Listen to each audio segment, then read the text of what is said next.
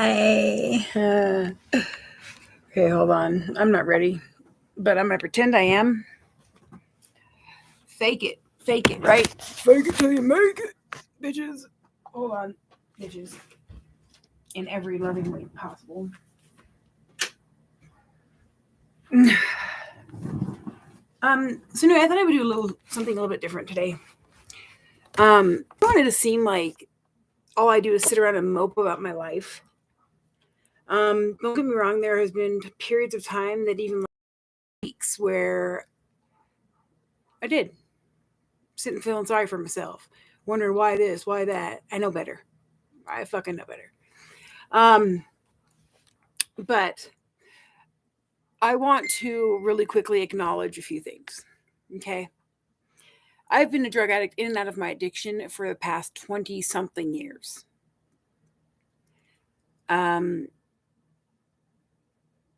That being said, I am now coming up on 4 years clean. I'm sorry, 4 years drug free. It's the longest I've been drug free since I started using. Okay. So that will give you a little bit of that. In that time, as I'm sure that many of you know, loving a drug addict is one of the hardest things you'll ever do. My parents can attest to that. And as I sit here and I discuss things with a friend of mine who I value, and I value their opinion and their wisdom, right? And I'm talking with her about it, and she's never met my parents, and she doesn't know anything about my upbringing or my religion, right?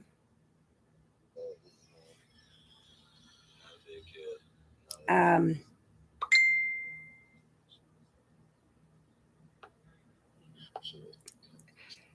I realize that there's a lot of things that I haven't given my parents proper credit for. At the beginning of my addiction, I think that they ignored it because it was easier than admitting that I had fallen so far.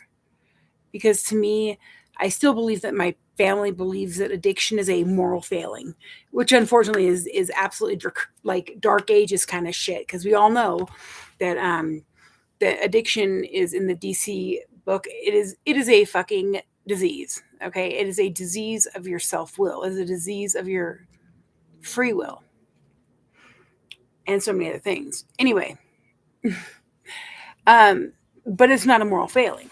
We have learned that now, right? I don't believe that my parents have learned that. And I feel like if they were to actually admit that to themselves, it would put them in a position of having to recognize that I am not a moral failure, that I am just a human being that at her worst of times, who had nobody to turn to, found something that made her not feel better, just not feel. At that time, it was instantaneous, instant gratification, and I didn't have to feel sad, alone, worthless, lazy, fat, ugly, undesirable. The first time I tried meth, I was 25 years old. And my husband had cheated on me with a girl from the bar. Now, this is where my upbringing comes in a little bit, because this picture I had formulated in my head, because that's all I had ever seen and been modeled, was a white picket fence and a husband that loves you, and me staying home and being a mom, and the perfection of all of it. And my mom and dad were really good about keeping their disagreements quiet. So I don't recall really ever seeing my parents have a disagreement at all. And if they did, they went into their room and they handled it and came back out. So we never, speaking for myself, I never learned how to resolve conflict because I never saw any conflict. I know it sounds so weird, but problem solving was not a skill I had. Critical thinking, not a skill I had. Because pretty much my whole life was laid out before me before I even had a choice. So from the day I was born, I was a Jehovah's Witness, not by choice, because that's the way I was born, right? And then there were certain expectations of me. And although I have said many times that every time there was an expectation, I would jump and try and reach it, and they would raise it and raise it. So I never felt good enough because I never felt like I never met anyone's expectations. It has gone with me throughout my entire adult life. I cannot find one single counselor that knows how to deal with religious trauma. My family doesn't believe in religious trauma. The thing of it is that my mom and dad, I love them. I love them very much. But like my sister and I were talking yesterday, and it's not like my mother and I were ever close. We were never a close connection between the two of us. Connection was pretty much, that was my sister and my mom. They were really close. Like, they still are very close, God forbid, God, I wonder what my mother would do if my sister was the one that had the addiction and my sister was the one who got fucking, wow. Anyway, moving on. You're welcome, sister, and you're welcome, brother, for taking the fucking fall on that one, because the shit I've been through with my addiction and my disease would fucking kill the both of you. Period. Point blank. So you're welcome. I took a bullet on that one for the both of y'all. But my mother, in my opinion, has always been very distant from me. My mom and my sister, I'm not saying this in a negative way, but my mom and my sister are very vain people. Meaning their outer appearance is very important to them. And for me, my outer appearance is important to me, but it doesn't take precedent over shit. Like, I'm not going to go spend any money to get fucking liposuction or a laser peel on my skin or nothing like that. What you see is what you get. I do like makeup. I have started to learn to like makeup and stuff, but my sister and my mom are a bit different, okay? Which is fine. That's who they are, and I love them for who they are no matter what. That's called unconditional love, right? But my father and I were really tight. I guess I thought we were really freaking tight. So while my mother was done, in the house teaching my sister about makeup and beauty and skincare, I was in the garage with my dad working on fucking vehicles, taking apart engines, getting my fucking face and my hands greasy as shit from my hands all the way up to my elbows because it felt so good to do that kind of work, And it felt good being around my dad, who showed pride in me when I would catch on to something he was trying to teach me or something,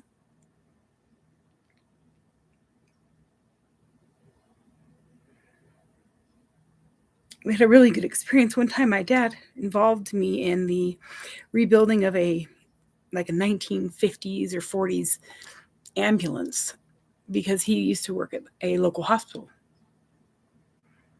Man, I will never forget those days. And to think that my father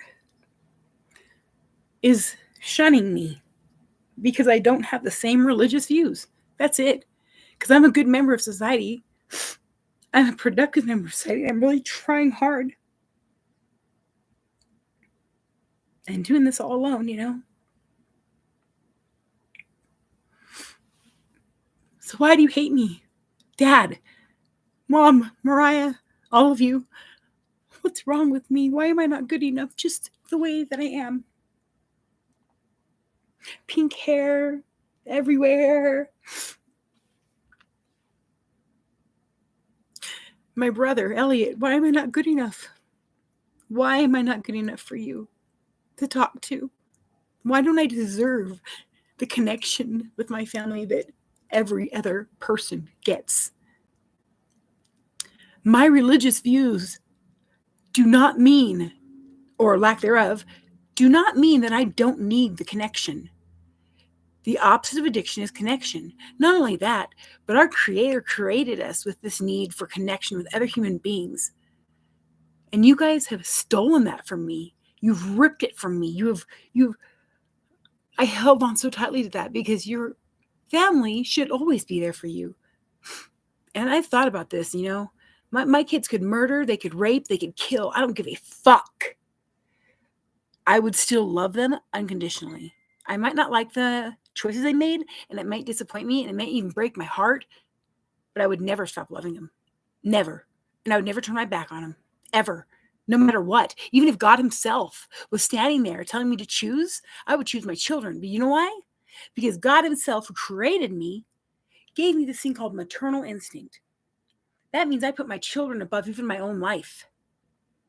So how can you say that shunning is okay? How can you say that shunning can be beneficial? For fucking whom? For whom? Out of sight, out of mind? Is that what this is about? Out of sight, out of mind. If we push out all the drug junkies and shit, then we as a religious group don't have to deal with them. So much easier not to deal with it, right? My mom and dad saw me strong the fuck out and pregnant with one of my children. It was obvious. My husband even told them. They chose to ignore it. Do you know why?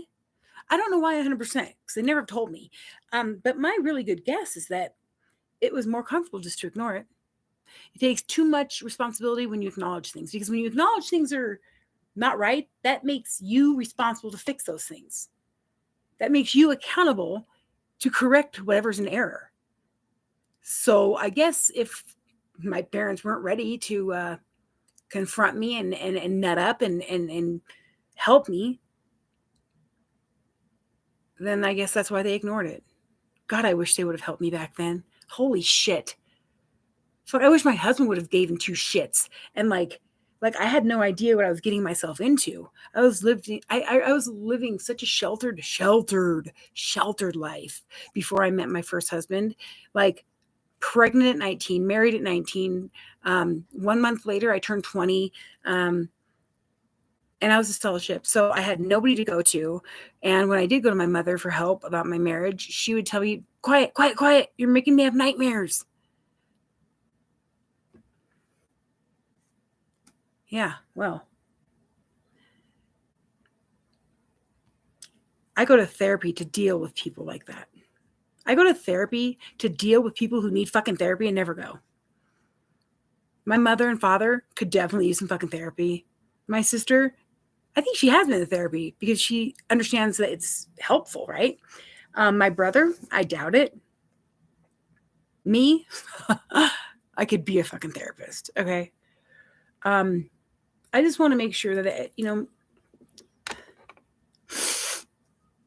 I just don't want this to continue to happen to other people.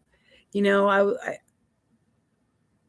was a kid, I just did what I was told, and I believed everything they fed me because it sounded so pretty and so great and so idealistic, And I wanted it to be true. And like I've said in other videos, if I could go back in time and not woken up, not seeing this thing for what it is, I would live in ignorance again before I would deal with the pain and the shit I have gone through in the past 6 months. Like I have had to face the fact that the religion, the belief system, the foundation that I was raised in was entirely wrong. Checking in.